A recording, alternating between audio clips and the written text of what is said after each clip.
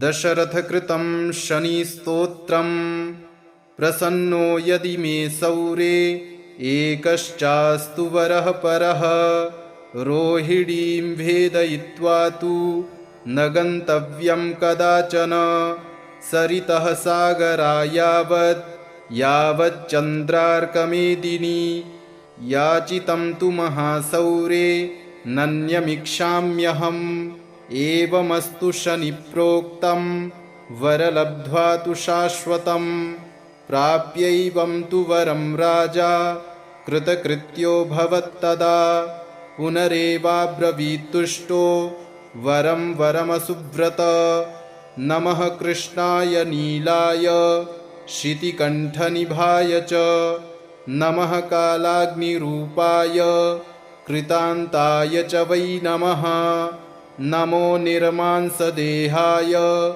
दीर्घश्मश्रुजटाय च नमो विशालनेत्राय शुष्कोदरभयाकृते नमः पुष्कलगात्राय स्थूलरोम्डेऽथ वै नमः नमो दीर्घाय शुष्काय कालदंष्ट्रनमोऽस्तु ते नमस्ते कोटराक्षाय दुर्निरीक्ष्याय वै नमः नमो घोराय रौद्राय भीषणाय कपालिने नमस्ते सर्वभक्षाय बलीमुखनमोऽस्तु ते सूर्यपुत्र नमस्तेस्तु भास्करे भयदाय च अधोदृष्टेः नमस्तेस्तु संवर्तक नमोऽस्तु ते नमो मन्दगते तुभ्यं निस्त्रिंशाय नमोऽस्तु ते तपसा दग्धदेहाय नित्यं योगरताय च नमो नित्यं क्षुधार्ताय अतृप्ताय च वै नमः ज्ञानचक्षुर्नमस्तेस्तु कश्यपात्मजसूनवे तुष्टो ददासि वैराज्यं रुष्टो हरसि तत्क्षणात् देवासुरमनुष्यांश्च सिद्धविद्याधरोरगाः त्वया विलोकिताः सर्वे नाशं यान्ति समूलतः प्रसाद कुरु मे सौरे वरदो भव भास्करे एवं स्तुतस्तदा सौरिर्ग्रहराजो महाबलः प्रसन्नो यदि मे सौरे वरं देहि ममेप्सितम् अद्य प्रभृति पिङ्गाक्ष पीडा देया न कस्यचित्। श्रीशन्यष्टोत्तरशतनाम स्तोत्रम् शनैश्चराय शान्ताय सर्वाभीष्टप्रदायिने शरण्याय वरेण्याय सर्वेशाय नमो नमः सौम्याय सुरवन्द्याय सुरलोकविहारिणे सुखासनोपविष्टाय सुन्दराय नमो नमः घनाय घनरूपाय घनाभरणधारिणे घनसारविलेपाय खद्योताय नमो नमः मन्दाय मन्दचेष्टाय महनीयगुणात्मने मर्त्यपावनपादाय महेशाय नमो नमः छायापुत्राय शर्वाय शरतूडीरधारिणे चरिस्थिरस्वभावाय चञ्चलाय नमो नमः नीलवर्णाय नित्याय नीलाञ्जननिभाय च नीलाम्बरविभूषाय निश्चलाय नमो नमः वेद्याय विधिरूपाय विरोधाधारभूमये भेदास्पदस्वभावाय वज्रदेहाय ते नमः वैराग्यदाय वीराय वीतरोगभयाय च विपत्परम्परेशाय विश्ववन्द्याय ते नमः गृध्नवाहाय गूढाय कूर्मांगाय कुरूपिणे कुत्सिताय गुडाढ्याय गोचराय नमो नमः अविद्यामूलनाशाय विद्यास्वरूपिणे आयुष्यकारणायाप दुद्धर्त्रे च नमो नमः विष्णुभक्ताय वशिने विविधागमवेदिने विधिस्तुत्याय वन्द्याय विरूपाक्षाय ते नमः वरिष्ठाय गरिष्ठाय वज्रांकुशधराय च वरदाभयहस्ताय वामनाय नमो नमः ज्येष्ठापत्नी समेताय श्रेष्ठाय मितभाषिणे कष्टौघनाशनायार्य पुष्टिदाय नमो नमः स्तुत्याय स्तोत्रगम्याय भक्तिवश्याय भानवे भानुपुत्राय भव्याय पावनाय नमो नमः धनुर्मण्डलसंस्थाय धनदाय धनुष्मते तनुप्रकाशदेहाय तामसाय नमो नमः अशेषजनवन्द्याय विशेषफलदायिने वशीकृतजनेशाय पशूनां पतये नमः खेचराय खगेशाय घननीलाम्बराय च काठिन्यमानसायार्य गडस्तुत्याय ते नमः नीलछत्राय नित्याय निर्गुणाय गुणात्मने निरामयाय निन्द्याय वन्दनीयाय ते नमः धीराय दिव्यदेहाय दीनार्तिहरणाय च दैन्यनाशकरायार्य जनगण्याय ते नमः क्रूराय क्रूरचेष्टाय कामक्रोधकराय च कलत्रपुत्रशत्रुत्व कारणाय नमो नमः परिपोषितभक्ताय परभीतिहराय च भक्तसङ्घमनोभीष्ट फलदाय नमो नमः इत्थं शनैश्चरायेदं नाम्नामष्टोत्तरं शतं प्रत्यहं प्रजपन्मर्त्यो दीर्घमायुरवाप्नुयात्। श्रीनवग्रहस्तोत्रम् जपाकुसुमसङ्काशं काश्यपेयं महाद्युतिं तमोरिं सर्वपापघ्नं प्रणतोऽस्मि दिवाकरं दधिशङ्खतुषाराभं क्षीरोदार्णवसम्भवं नमामि शशिनं सोमं शम्भोर्मुकुटभूषणं धरणीगर्भसम्भूतं विद्युत्कान्तिसमप्रभं कुमारं शक्तिहस्तं तं मङ्गलं प्रणमाम्यहं प्रियङ्गुकलिकाश्यामं रूपेणाप्रतिमं बुधं सौम्यं सौम्यगुणोपेतं तं बुधं प्रणमाम्यहं देवानां च ऋषीणां च गुरुं काञ्चनसन्निभं बुद्धिभूतं त्रिलोकेशं तं नमामि बृहस्पतिं हिमकुन्दमृडालाभं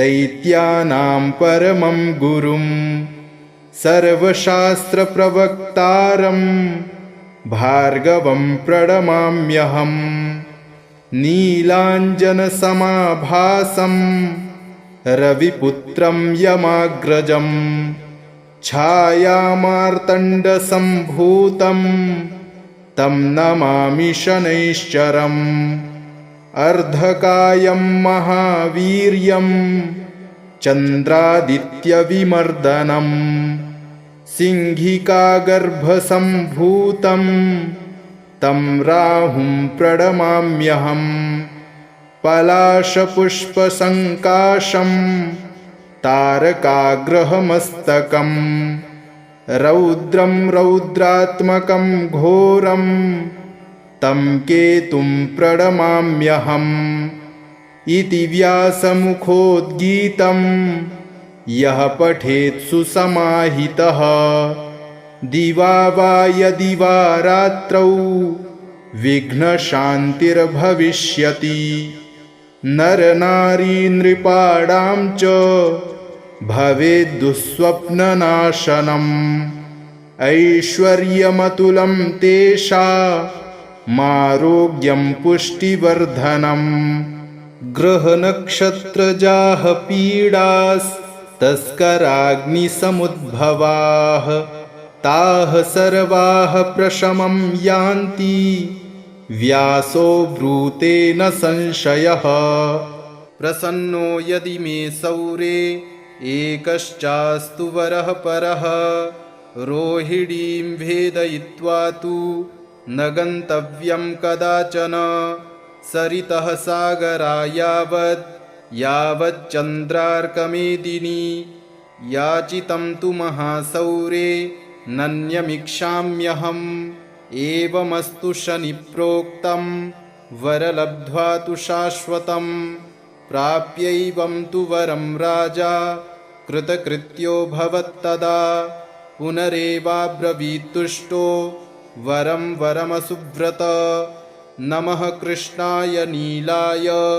शितिकण्ठनिभाय च नमः कालाग्निरूपाय कृतान्ताय च वै नमः नमो निर्मांसदेहाय दीर्घश्मश्रुजटाय च नमो विशालनेत्राय शुष्कोदरभयाकृते नमः पुष्कलगात्राय स्थूलरोम्डेऽथ वै नमः नमो दीर्घाय शुष्काय कालदंष्ट्रनमोऽस्तु ते नमस्ते कोटराक्षाय दुर्निरीक्ष्याय वै नमः नमो घोराय रौद्राय भीषणाय कपालिने नमस्ते सर्वभक्षाय बलीमुखनमोऽस्तु ते सूर्यपुत्र नमस्तेस्तु भास्करे भयदाय च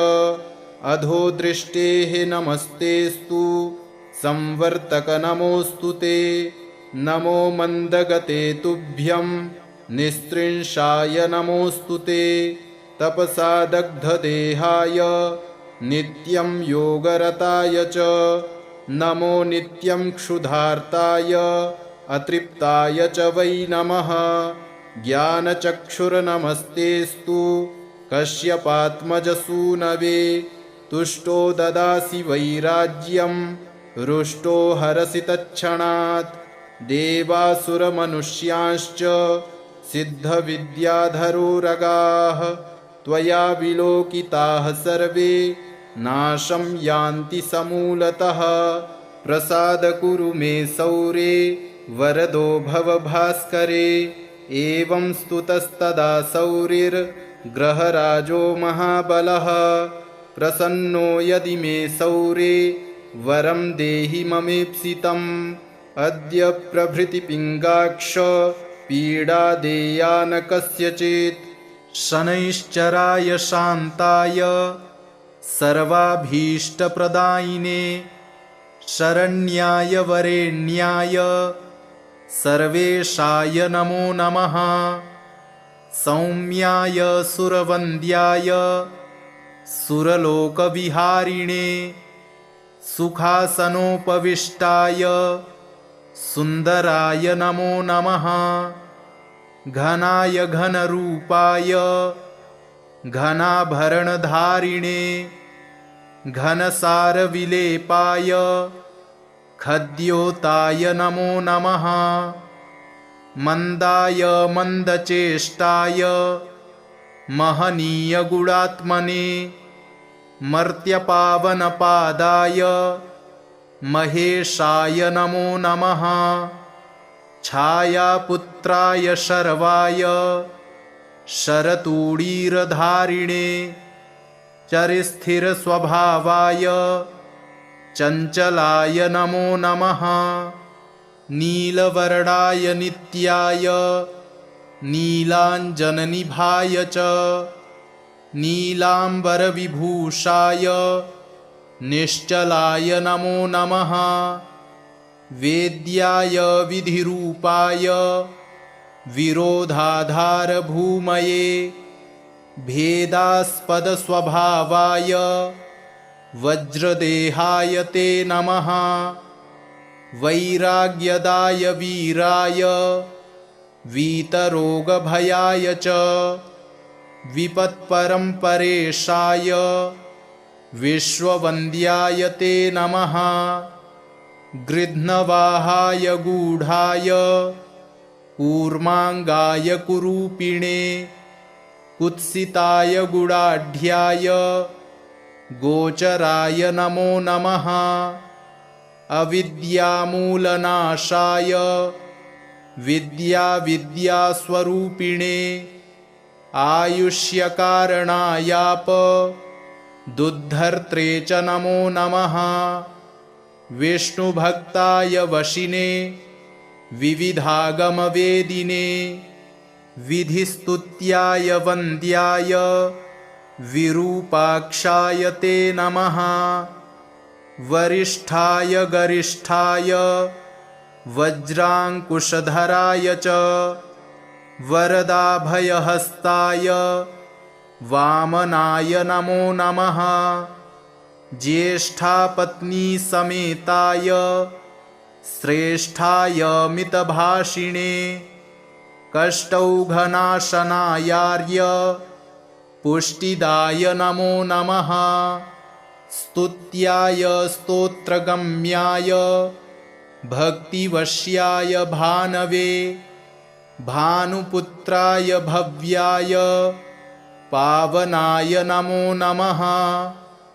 धनुर्मण्डलसंस्थाय धनदाय धनुष्मते तनुप्रकाशदेहाय तामसाय नमो नमः। अशेषजनवन्द्याय विशेषफलदायिने वशीकृतजनेशाय पशूनां पतये नमः। खेचराय खगेशाय घननीलाम्बराय च काठिन्यमानसायार्य गणस्तुत्याय ते नमः। नीलछत्राय नित्याय निर्गुणाय गुणात्मने निरामयाय निन्द्याय वन्दनीयाय ते नमः। धीराय दिव्यदेहाय दीनार्तिहरणाय च दैन्यनाशकरायार्य जनगण्याय ते नमः। क्रूराय क्रूरचेष्टाय कामक्रोधकराय च कलत्रपुत्रशत्रुत्वकारणाय नमो नमः। परिपोषितभक्ताय परभीतिहराय च भक्तसङ्घमनोभीष्टफलदाय नमो नमः। इत्थं शनैश्चरायेदं नाम्नामष्टोत्तरं शतं प्रत्यहं प्रजपन्मर्त्यो दीर्घमायुरवाप्नुयात्। जपाकुसुमसङ्काशं काश्यपेयं महाद्युतिं तमोरिं सर्वपापघ्नं प्रणतोऽस्मि दिवाकरं। दधिशङ्खतुषाराभं क्षीरोदार्णवसम्भवं नमामि शशिनं सोमं शम्भोर्मुकुटभूषणं। धरणीगर्भसम्भूतं विद्युत्कान्तिसमप्रभम् कुमारं शक्तिहस्तं तं मङ्गलं प्रणमाम्यहम् प्रियङ्गुकलिकाश्यामं रूपेणाप्रतिमं बुधं सौम्यं सौम्यगुणोपेतं तं बुधं प्रणमाम्यहम् देवानां च ऋषीणां च गुरुं काञ्चनसन्निभं बुद्धिभूतं त्रिलोकेशं तं नमामि बृहस्पतिं हिमकुन्दमृडालाभं दैत्यानां परमं गुरुं सर्वशास्त्रप्रवक्तारं भार्गवं प्रणमाम्यहम् नीलाञ्जनसमाभासं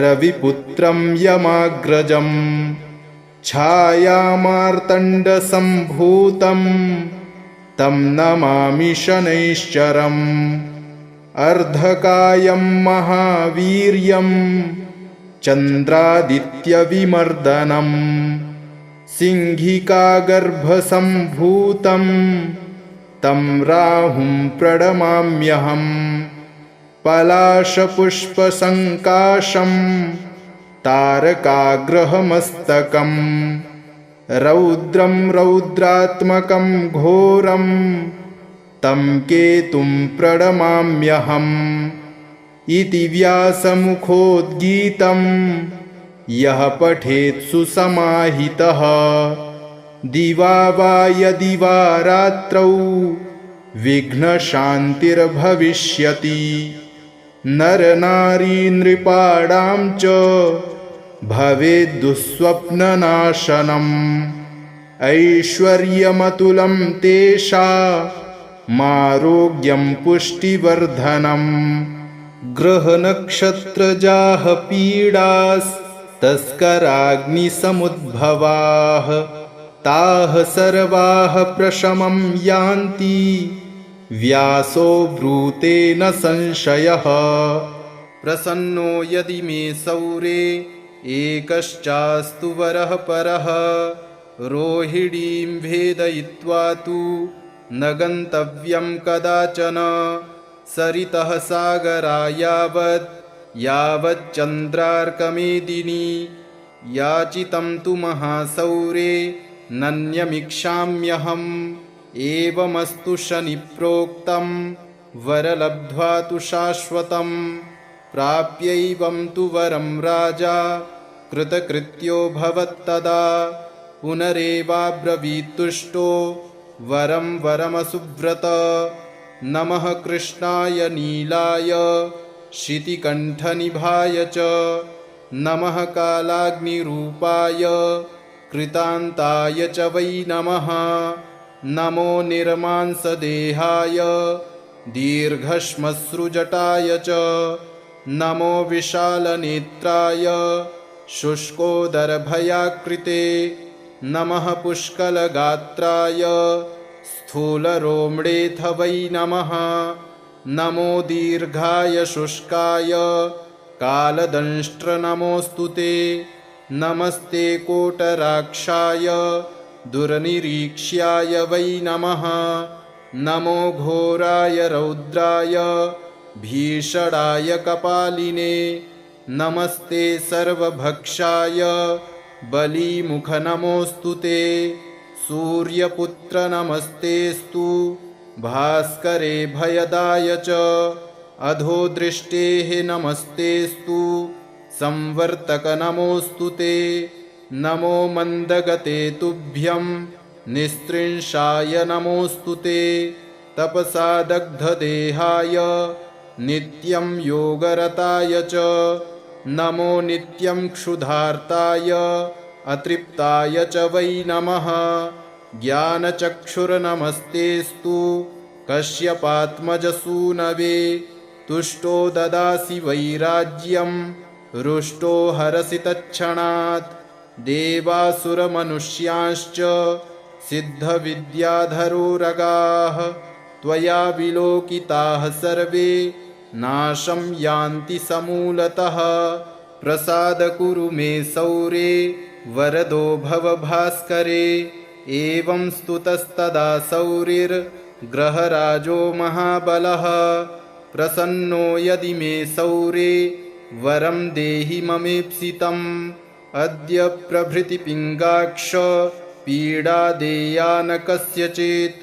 शनैश्चराय शान्ताय सर्वाभीष्टप्रदायिने शरण्याय वरेण्याय सर्वेशाय नमो नमः।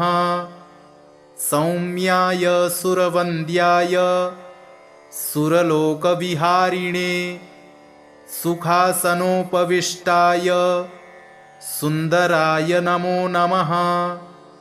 घनाय घनरूपाय घनाभरणधारिणे घनसारविलेपाय खद्योताय नमो नमः।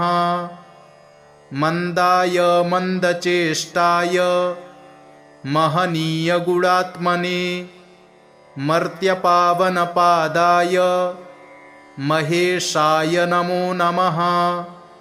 छायापुत्राय शर्वाय शरतूडीरधारिणे चरिस्थिरस्वभावाय चञ्चलाय नमो नमः। नीलवर्णाय नित्याय नीलाञ्जननिभाय च नीलाम्बरविभूषाय निश्चलाय नमो नमः। वेद्याय विधिरूपाय विरोधाधारभूमये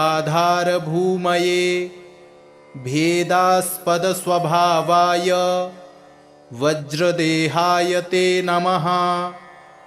वैराग्यदाय वीराय वीतरोगभयाय च विपत्परम्परेशाय विश्ववन्द्याय ते नमः। गृध्नवाहाय गूढाय कूर्माङ्गाय कुरूपिणे कुत्सिताय गुडाढ्याय गोचराय नमो नमः। अविद्यामूलनाशाय विद्यास्वरूपिणे आयुष्यकारणायाप दुद्धर्त्रे च नमो नमः। विष्णुभक्ताय वशिने विविधागमवेदिने विधिस्तुत्याय वन्द्याय विरूपाक्षाय ते नमः। वरिष्ठाय गरिष्ठाय वज्राङ्कुशधराय च वरदाभयहस्ताय वामनाय नमो नमः। ज्येष्ठापत्नीसमेताय श्रेष्ठाय मितभाषिणे कष्टौघनाशनायार्य पुष्टिदाय नमो नमः।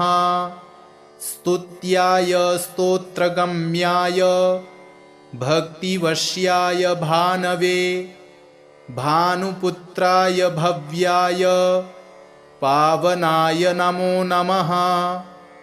धनुर्मण्डलसंस्थाय धनदाय धनुष्मते तनुप्रकाशदेहाय तामसाय नमो नमः।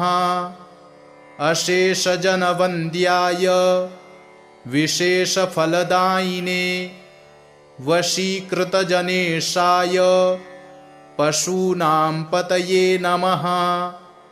खेचराय खगेशाय घननीलाम्बराय च काठिन्यमानसायार्य गणस्तुत्याय ते नमः।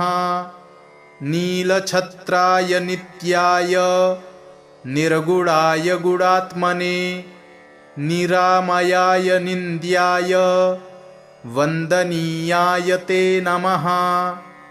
धीराय दिव्यदेहाय दीनार्तिहरणाय च दैन्यनाशकरायार्य जनगण्याय ते नमः।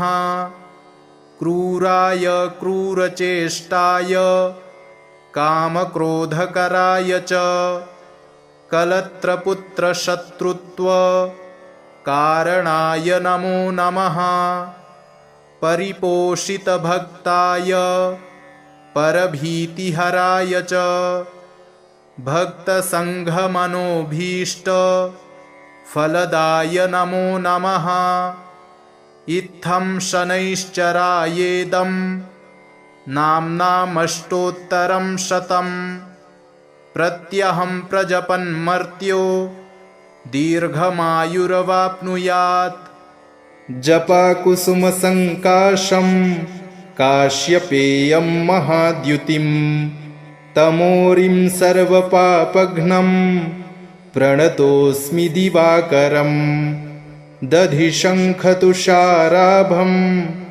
क्षीरोदार्णवसम्भवं नमामि शशिनं सोमं शम्भोर्मुकुटभूषणं धरणीगर्भसम्भूतं विद्युत्कान्तिसमप्रभं कुमारं शक्तिहस्तं तं मङ्गलं प्रणमाम्यहं प्रियङ्गुकलिकाश्यामं रूपेणाप्रतिमं बुधं सौम्यं सौम्यगुणोपेतं तं बुधं प्रणमाम्यहं देवानां च ऋषीणां च गुरुं काञ्चनसन्निभं बुद्धिभूतं त्रिलोकेशं तं नमामि बृहस्पतिं हिमकुन्दमृडालाभं दैत्यानां परमं गुरुं सर्वशास्त्रप्रवक्तारं भार्गवं प्रणमाम्यहं नीलाञ्जनसमाभासं रविपुत्रं यमाग्रजं छायामार्तण्डसम्भूतं तं नमामि शनैश्चरम् अर्धकायं महावीर्यं चन्द्रादित्यविमर्दनं सिंहिकागर्भसम्भूतं तं राहुं प्रणमाम्यहं पलाशपुष्पसङ्काशं तारकाग्रहमस्तकं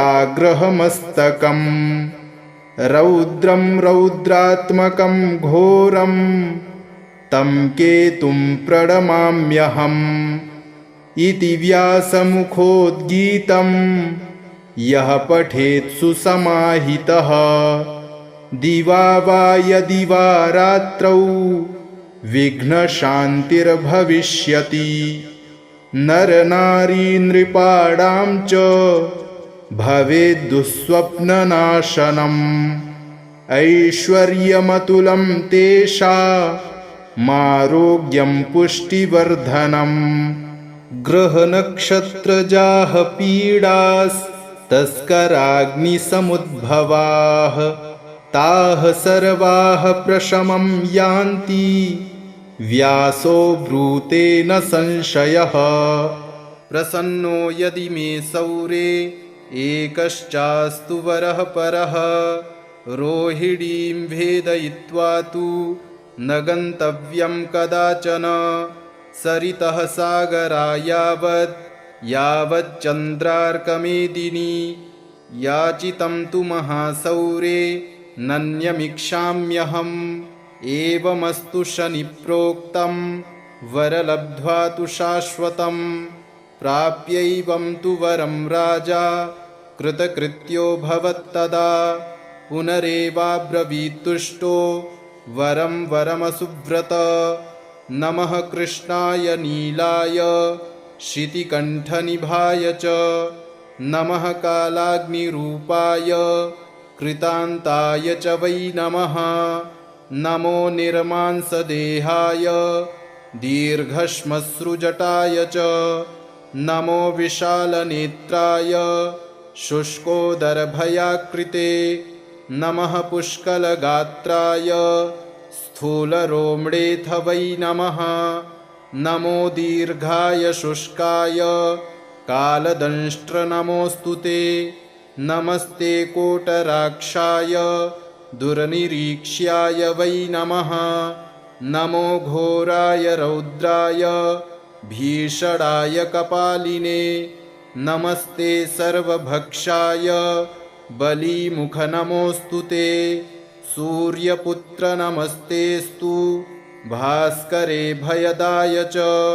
अधोदृष्टेः नमस्तेऽस्तु संवर्तक नमोऽस्तु ते।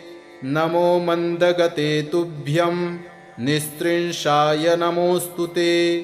तपसा दग्धदेहाय नित्यं योगरताय च। नमो नित्यं क्षुधार्ताय अतृप्ताय च वै नमः। ज्ञानचक्षुर्नमस्तेऽस्तु कश्यपात्मजसूनवे। तुष्टो ददासि वैराज्यं रुष्टो हरसि तत्क्षणात्। देवासुरमनुष्यांश्च सिद्धविद्याधरोरगाः त्वया विलोकिताः सर्वे नाशं यान्ति समूलतः। प्रसाद कुरु मे सौरे वरदो भव भास्करे। एवं स्तुतस्तदा सौरिर्ग्रहराजो महाबलः। प्रसन्नो यदि मे सौरे वरं देहि ममेप्सितम्।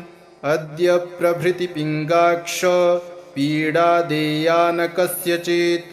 शनैश्चराय शान्ताय सर्वाभीष्टप्रदायिने। शरण्याय वरेण्याय सर्वेशाय नमो नमः। सौम्याय सुरवन्द्याय सुरलोकविहारिणे। सुखासनोपविष्टाय सुन्दराय नमो नमः। घनाय घनरूपाय घनाभरणधारिणे। घनसारविलेपाय खद्योताय नमो नमः। मन्दाय मन्दचेष्टाय महनीयगुणात्मने। मर्त्यपावनपादाय महेशाय नमो नमः। छायापुत्राय शर्वाय शरतूणीरधारिणे। चरिस्थिरस्वभावाय चञ्चलाय नमो नमः। नीलवर्णाय नित्याय नीलाञ्जननिभाय च। नीलाम्बरविभूषाय निश्चलाय नमो नमः। वेद्याय विधिरूपाय विरोधाधारभूमये। भेदास्पदस्वभावाय वज्रदेहाय ते नमः। वैराग्यदाय वीराय वीतरोगभयाय च। विपत्परम्परेशाय विश्ववन्द्याय ते नमः। गृध्नवाहाय गूढाय कूर्माङ्गाय कुरूपिणे। कुत्सिताय गुडाढ्याय गोचराय नमो नमः। अविद्यामूलनाशाय विद्यास्वरूपिणे। आयुष्यकारणायाप दुद्धर्त्रे च नमो नमः। विष्णुभक्ताय वशिने विविधागमवेदिने। विधिस्तुत्याय वन्द्याय विरूपाक्षाय ते नमः। वरिष्ठाय गरिष्ठाय वज्राङ्कुशधराय च। वरदाभयहस्ताय वामनाय नमो नमः। ज्येष्ठापत्नीसमेताय श्रेष्ठाय मितभाषिणे। कष्टौघनाशनायार्य पुष्टिदाय नमो नमः। स्तुत्याय स्तोत्रगम्याय भक्तिवश्याय भानवे। भानुपुत्राय भव्याय पावनाय नमो नमः।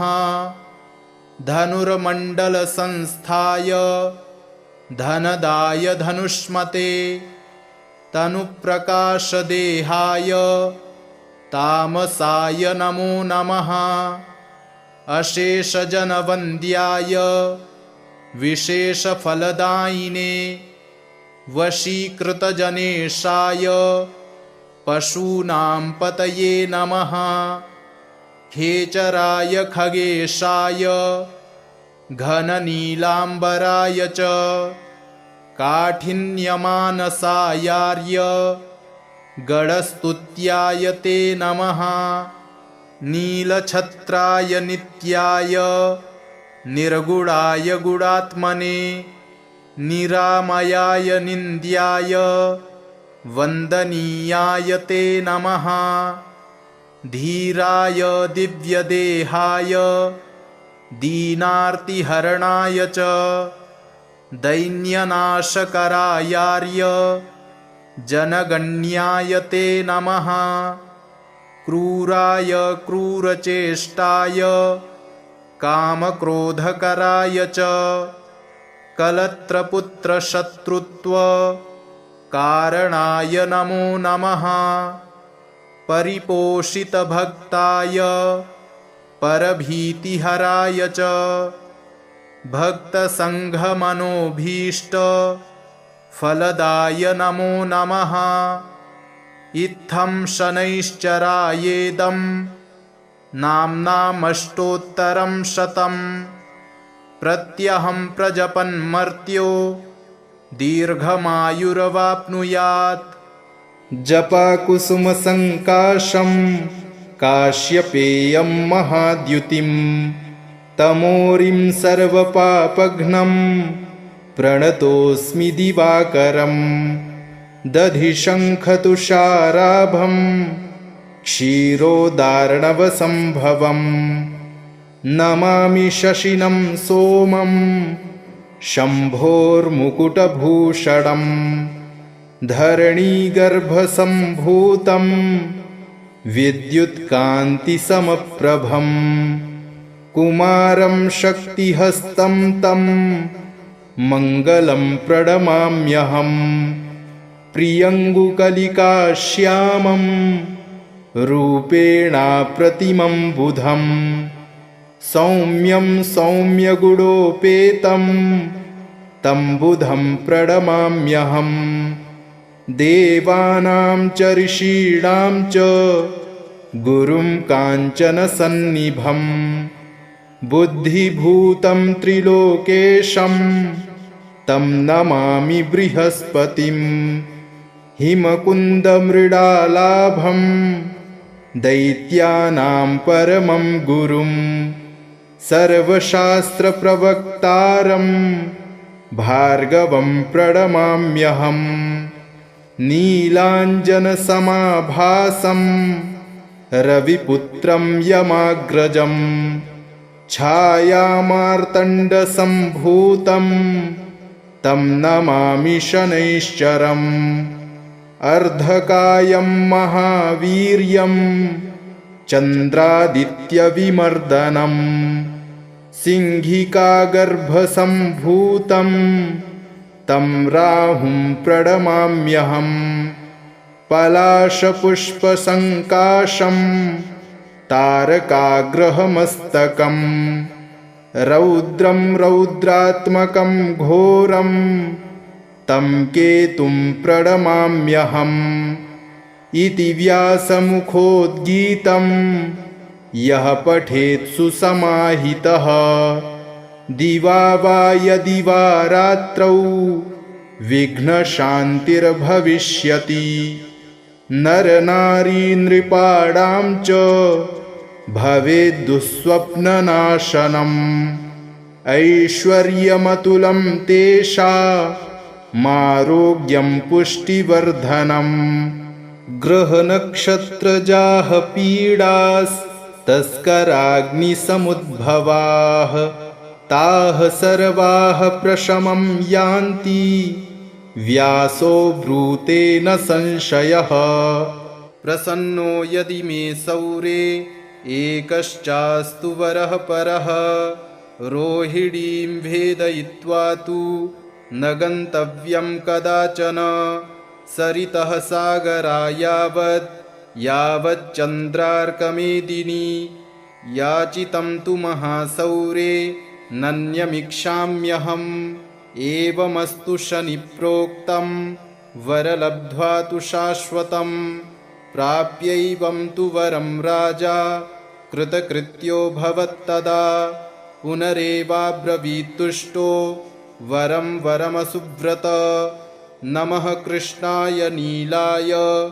शितिकण्ठनिभाय च नमः कालाग्निरूपाय कृतान्ताय च वै नमः नमो निर्मांसदेहाय दीर्घश्मश्रुजटाय च नमो विशालनेत्राय शुष्कोदरभयाकृते नमः पुष्कलगात्राय स्थूलरोम्डेऽथ वै नमः नमो दीर्घाय शुष्काय कालदंष्ट्रनमोऽस्तु ते नमस्ते कोटराक्षाय दुर्निरीक्ष्याय वै नमः नमो घोराय रौद्राय भीषणाय कपालिने नमस्ते सर्वभक्षाय बलीमुखनमोऽस्तु ते सूर्यपुत्र नमस्तेऽस्तु भास्करे भयदाय च अधोदृष्टेः नमस्तेऽस्तु संवर्तक नमोऽस्तु ते नमो मन्दगते तुभ्यं निस्त्रिंशाय नमोऽस्तु ते तपसा दग्धदेहाय नित्यं योगरताय च नमो नित्यं क्षुधार्ताय अतृप्ताय च वै नमः ज्ञानचक्षुर्नमस्तेऽस्तु कश्यपात्मजसूनवे तुष्टो ददासि वैराज्यं रुष्टो हरसि तत्क्षणात् देवासुरमनुष्यांश्च सिद्धविद्याधरोरगाः त्वया विलोकिताः सर्वे नाशं यान्ति समूलतः प्रसाद कुरु मे सौरे वरदो भव भास्करे एवं स्तुतस्तदा सौरिर्ग्रहराजो महाबलः प्रसन्नो यदि मे सौरे वरं देहि ममेप्सितम् अद्य प्रभृतिपिङ्गाक्ष पीडा देया न कस्यचित् शनैश्चराय शान्ताय सर्वाभीष्टप्रदायिने शरण्याय वरेण्याय सर्वेशाय नमो नमः सौम्याय सुरवन्द्याय सुरलोकविहारिणे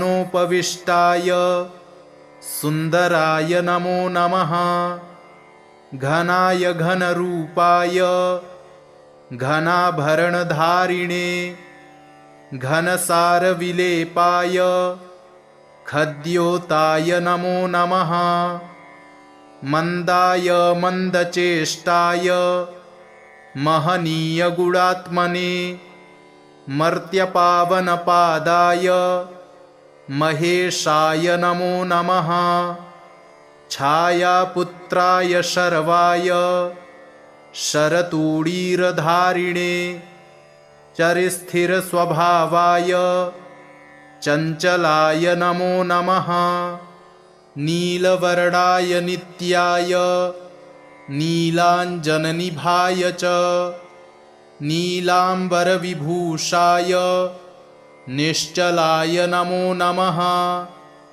वेद्याय विधिरूपाय विरोधाधारभूमये भेदास्पदस्वभावाय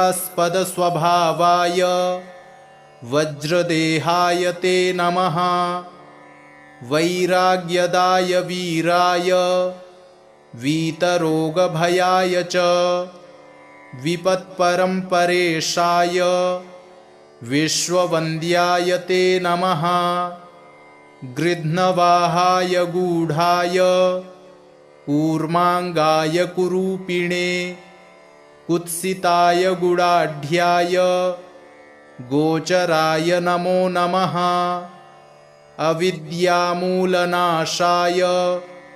विद्याविद्यास्वरूपिणे आयुष्यकारणायाप दुद्धर्त्रे च नमो नमः। विष्णुभक्ताय वशिने विविधागमवेदिने विधिस्तुत्याय वन्द्याय विरूपाक्षाय ते नमः। वरिष्ठाय गरिष्ठाय वज्राङ्कुशधराय च वरदाभयहस्ताय वामनाय नमो नमः। ज्येष्ठापत्नीसमेताय श्रेष्ठाय मितभाषिणे कष्टौघनाशनायार्य पुष्टिदाय नमो नमः। स्तुत्याय स्तोत्रगम्याय भक्तिवश्याय भानवे भानुपुत्राय भव्याय पावनाय नमो नमः। धनुर्मण्डलसंस्थाय धनदाय धनुष्मते तनुप्रकाशदेहाय तामसाय नमो नमः। अशेषजनवन्द्याय विशेषफलदायिने वशीकृतजनेशाय पशूनां पतये नमः। खेचराय खगेशाय घननीलाम्बराय च काठिन्यमानसायार्य गणस्तुत्याय ते नमः। नीलछत्राय नित्याय निर्गुणाय गुणात्मने निरामयाय निन्द्याय वन्दनीयाय ते नमः। धीराय दिव्यदेहाय दीनार्तिहरणाय च दैन्यनाशकरायार्य जनगण्याय ते नमः। क्रूराय क्रूरचेष्टाय कामक्रोधकराय च कलत्रपुत्रशत्रुत्व कारणाय नमो नमः। परिपोषितभक्ताय परभीतिहराय च भक्तसङ्घमनोभीष्ट फलदाय नमो नमः। इत्थं शनैश्चरायेदं नाम्नामष्टोत्तरं शतं प्रत्यहं प्रजपन्मर्त्यो दीर्घमायुरवाप्नुयात्। जपाकुसुमसङ्काशं काश्यपेयं महाद्युतिं तमोरिं सर्वपापघ्नं प्रणतोऽस्मि दिवाकरं। दधिशङ्खतुषाराभं क्षीरोदार्णवसम्भवं नमामि शशिनं सोमं शम्भोर्मुकुटभूषणं। धरणीगर्भसम्भूतं विद्युत्कान्तिसमप्रभं कुमारं शक्तिहस्तं तं मङ्गलं प्रणमाम्यहम्। प्रियङ्गुकलिकाश्यामं रूपेणाप्रतिमं बुधं सौम्यं सौम्यगुणोपेतं तं बुधं प्रणमाम्यहम्। देवानां च ऋषीणां च गुरुं काञ्चनसन्निभं बुद्धिभूतं त्रिलोकेशं तं नमामि बृहस्पतिं। हिमकुन्दमृडालाभं दैत्यानां परमं गुरुं सर्वशास्त्रप्रवक्तारं भार्गवं प्रणमाम्यहम्। नीलाञ्जनसमाभासं रविपुत्रं यमाग्रजं छायामार्तण्डसम्भूतं तं नमामि शनैश्चरम्। अर्धकायं महावीर्यं चन्द्रादित्यविमर्दनं सिंहिकागर्भसम्भूतं तं राहुं प्रणमाम्यहम्।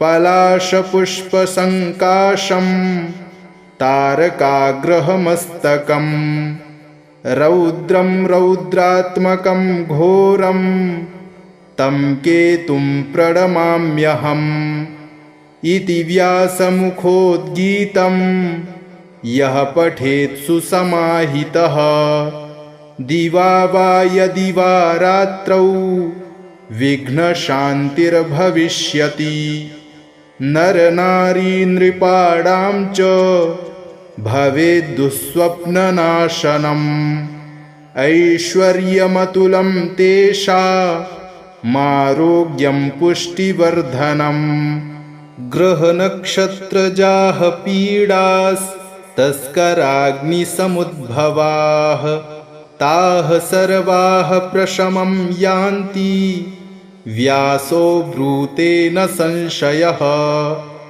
इति श्रीव्यासकृतं नवग्रहस्तोत्रं सम्पूर्णम्।